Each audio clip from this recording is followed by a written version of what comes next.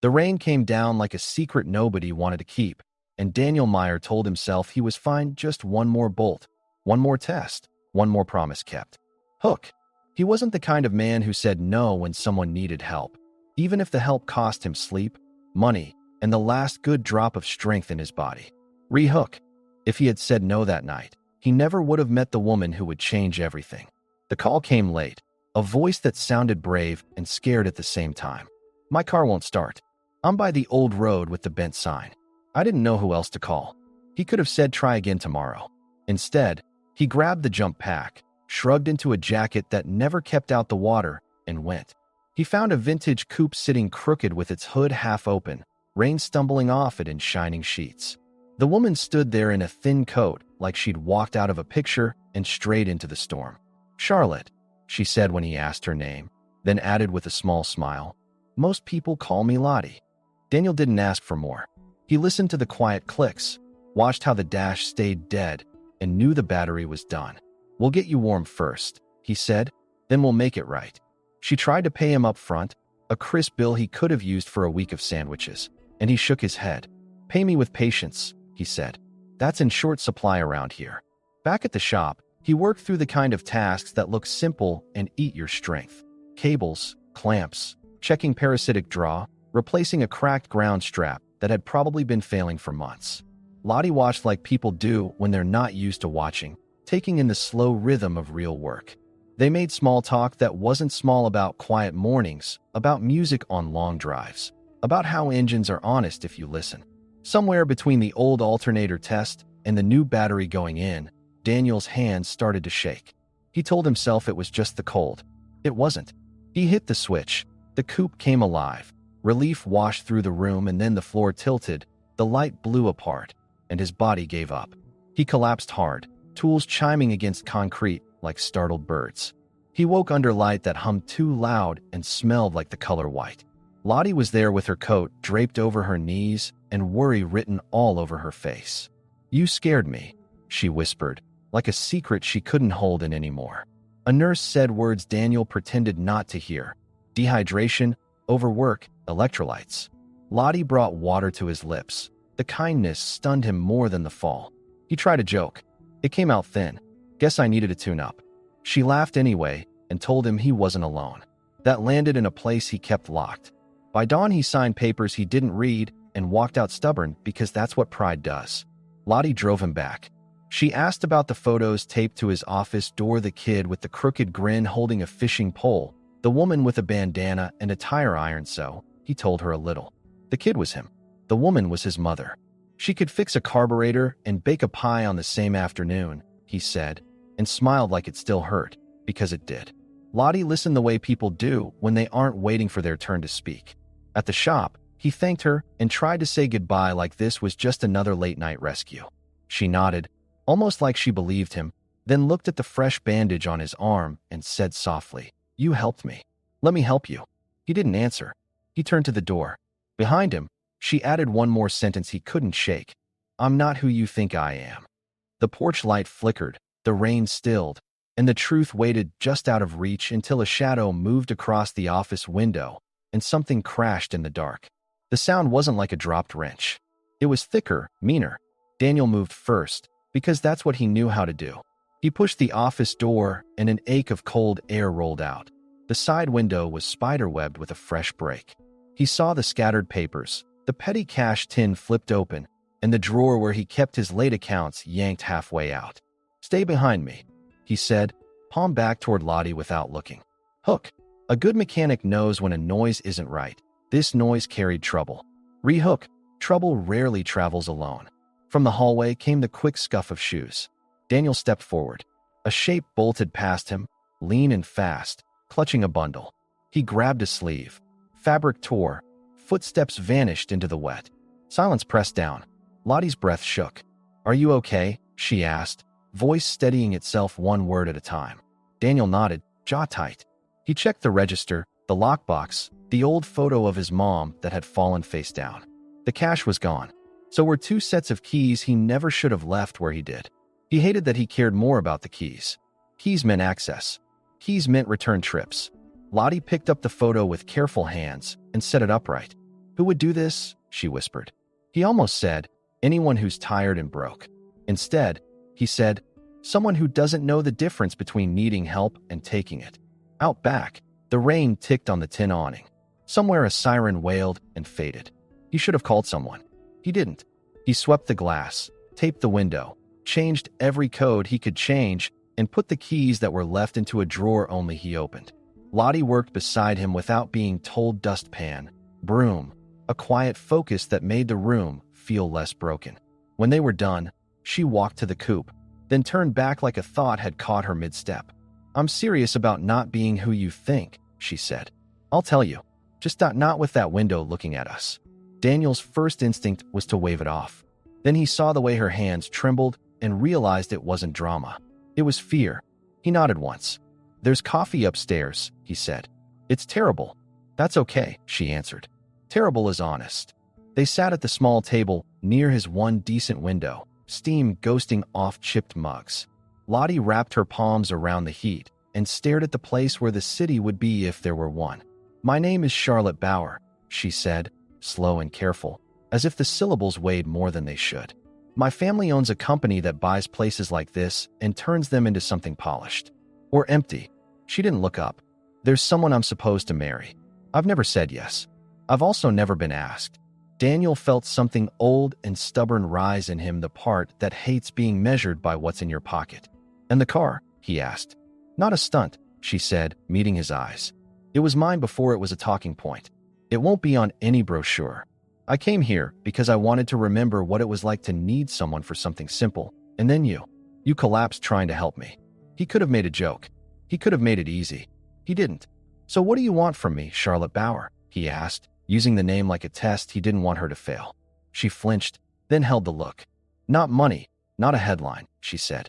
I want to do something that matters with someone who means it. I want to fix what's fixable. He nodded toward the taped window. Start there, he said. Start small.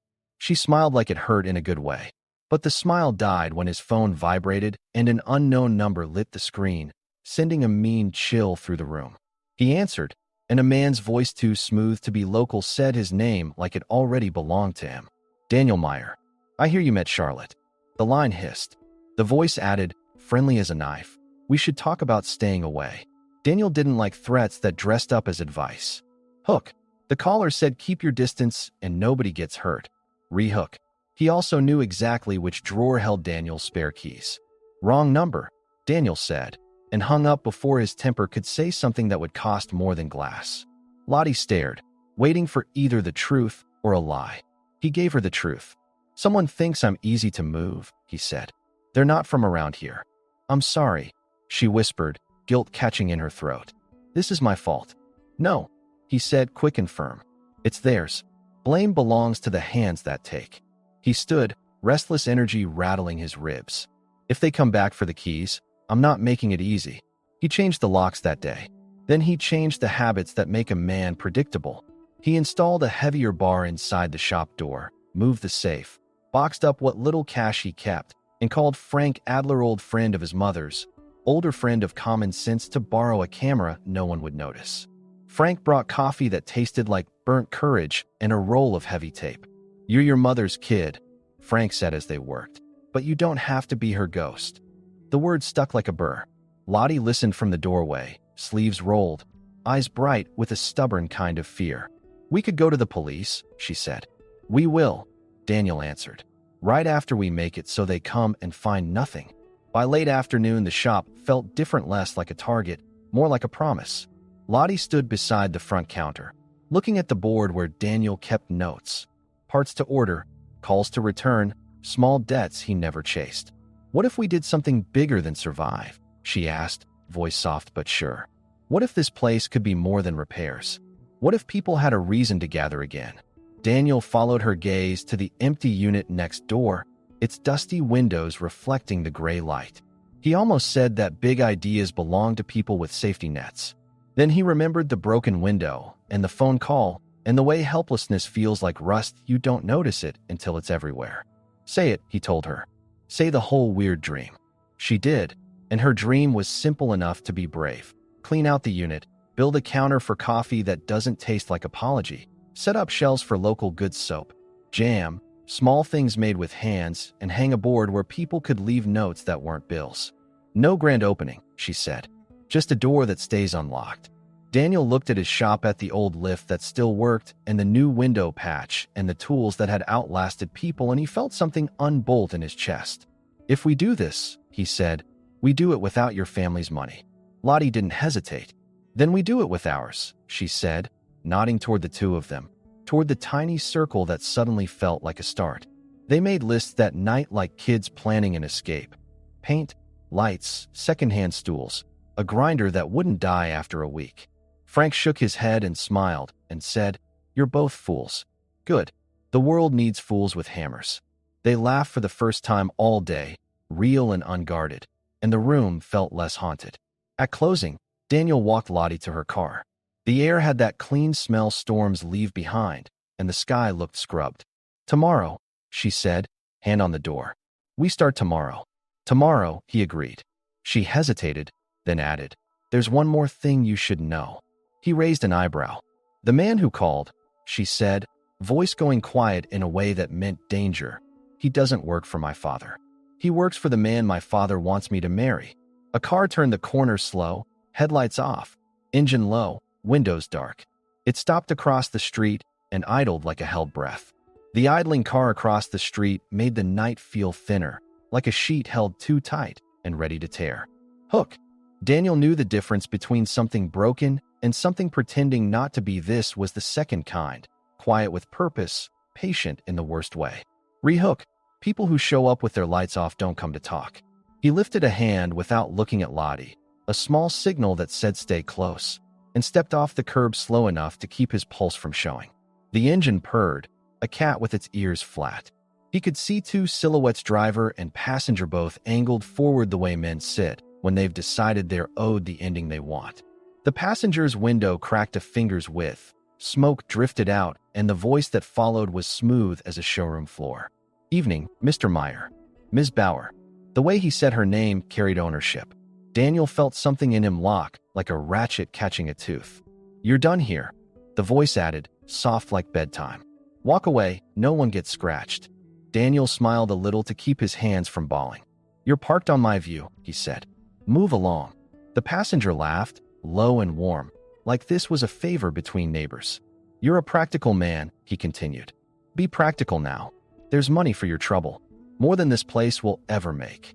Lottie stepped to Daniel's shoulder before he could stop her, chin lifted, eyes steady. "My trouble is mine," she said, each word a small metal click. "And you don't belong here." The window rolled up, not in anger but in decision, and the car slipped forward a foot as if testing how much space fear would give it. That was the tell. Testing like that meant they expected flinch. Daniel didn't move. He slid his phone up by his thigh and snapped 2 quick photos without lowering his gaze, catching plate and profile in the reflections the way his mother had taught him to catch part numbers from a mirror. The passenger noticed and grinned through the glass, tapping his temple once. The car eased away, turned the corner like a thought unfinished, and was gone. The silence it left behind felt like a dare. They didn't talk until they were upstairs with both deadbolts thrown and the kettle stuttering on the coil. Lottie's hands shook, emotion vibrating out through her fingers even as her face went still, a trick of people who've spent too long in rooms where any expression can be used against them. "He works for him," she said, not naming the fiancé she never chose. "He won't stop because he's being paid to believe he can't." Daniel filled 2 mugs and set one beside her without asking. "Then we make it expensive to try," he said. They mapped out the next day like a mission. File a report with what they had. Install a motion light angled to blind a camera lens. Move the spares again. Ask Frank to sit Dawn watch with a thermos and the old baseball bat he jokingly named Policy. Lottie added details like she was snapping a new backbone into place. She would call a friend who owed her nothing and would help anyway. A lawyer with a stubborn streak and a taste for pushing back. "No press," she said. "No family. We do this quiet." Daniel heard the truth inside those choices. Quiet isn't just strategy, it's survival. He nodded. "Quiet it is." By morning, the plan had weight. Frank arrived before the birds, knit cap low, grin higher.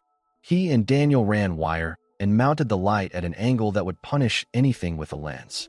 Lottie scrubbed the chalky sun fade off the vacant unit's front window until the glass remembered how to shine, then taped a piece of paper inside with 4 words written in block letters. Coming soon, a place to stay. People slowed as they passed, read, and pretended they hadn't smiled. Mrs. Bell, who hadn't bought more than wiper blades in 2 years, brought cinnamon rolls that tasted like the memory of better seasons and asked if she could paint. A kid on a scooter offered to sweep if he could use the shop air to pop a stubborn basketball. Tiny trades, tiny bridges. They stacked shelves someone donated, argued about where the coffee should go, and for an hour everything felt normal enough to grow. Then the back door alarm trilled a thin, mean sound that made Daniel's spine ring and the mood snapped like a belt. He sprinted. Frank pivoted to flank. Lottie grabbed her phone with steady hands and hit record without even thinking about it. The back alley was empty except for a trash bag split open like a dark flower, but the lock had fresh scrape marks and a wedge of plastic still tucked in the jamb. Testing us, Frank muttered, seeing how fast we scare. Daniel pocketed the plastic like evidence. Let's show them what slow looks like, he said. They did the police report during lunch, hungry and polite at the same time. The officer took notes, looked tired, and said the thing overworked officers have to say when nothing's on fire. We'll add patrols. Document everything. Don't escalate. Daniel wanted to ask what counted as escalation when men parked in the dark and used your name like deed language, but he swallowed it. Back at the shop, Lottie's lawyer friend called Nina, voice all steel wrapped in silk, and told them she'd filed a no-contact letter with more teeth than paper usually grows. Is it magic? Lottie asked on speaker. No, Nina said, but it changes the math. In the afternoon, they worked shoulder to shoulder, the kind of tired that makes smiles easier, until dusk rolled in with its long shadows and slow judgments. Frank took first watch by the rear bay, thermos steaming at his feet. Daniel and Lottie stood in the doorway of the future coffee corner, smelling sawdust and second chances.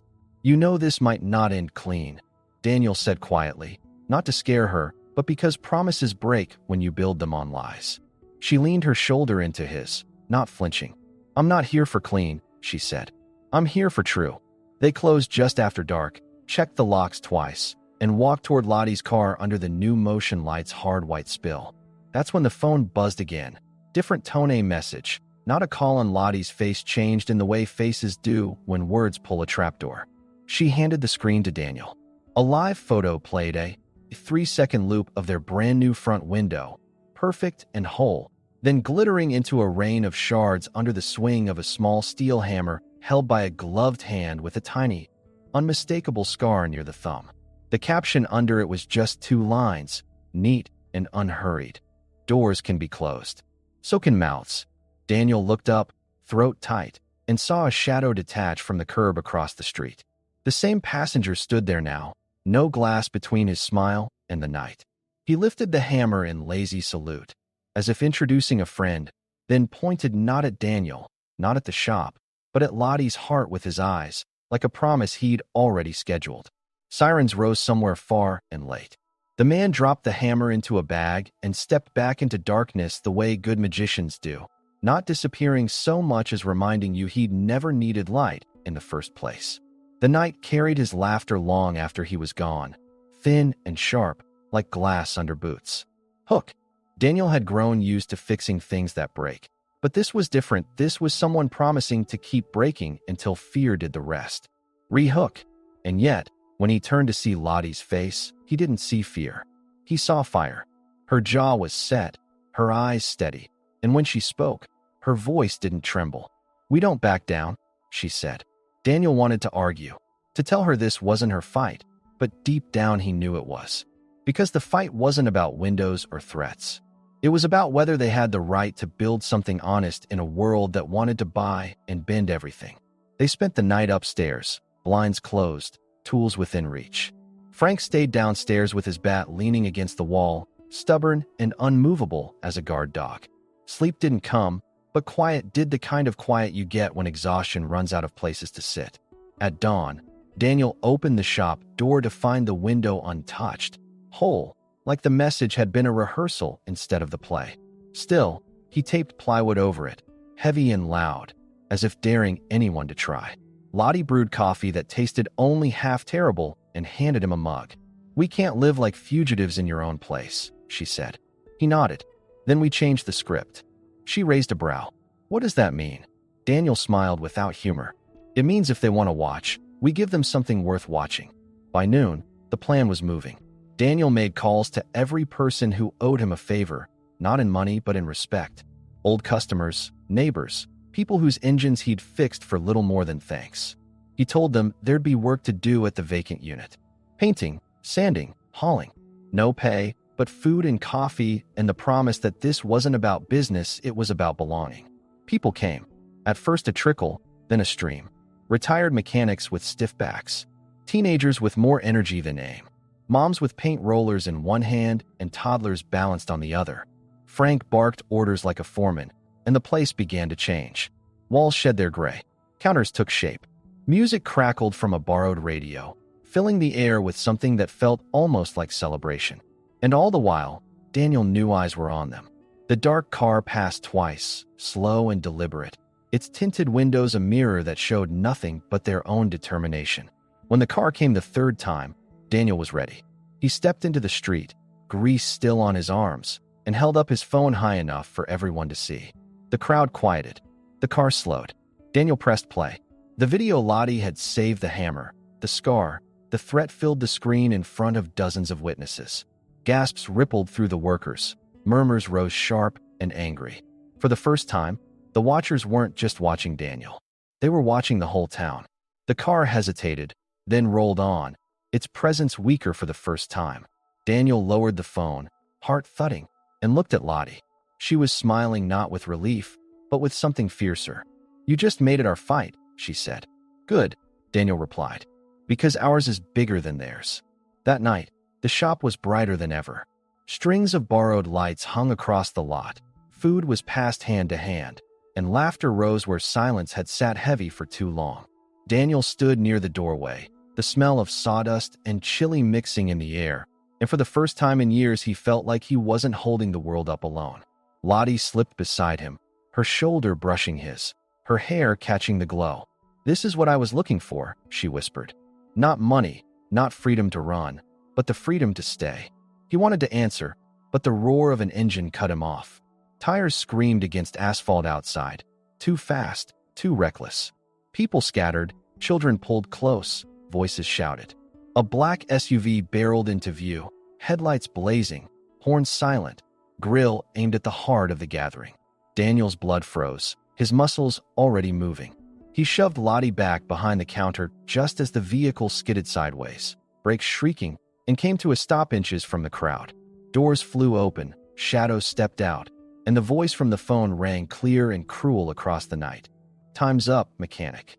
The SUV doors slammed shut behind three men who looked like they had stepped out of another world. Tailored coats, polished shoes already splashed with mud, and eyes that carried entitlement sharper than any blade. Hook.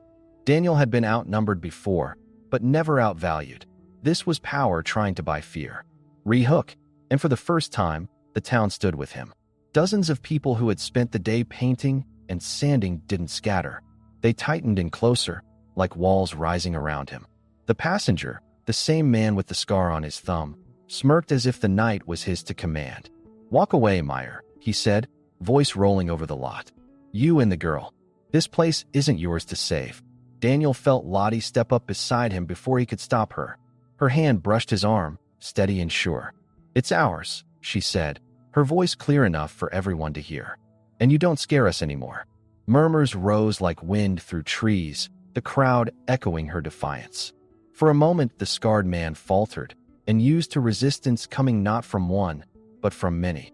The first move came quick, a shove from one of the suited men, a warning meant to collapse the moment.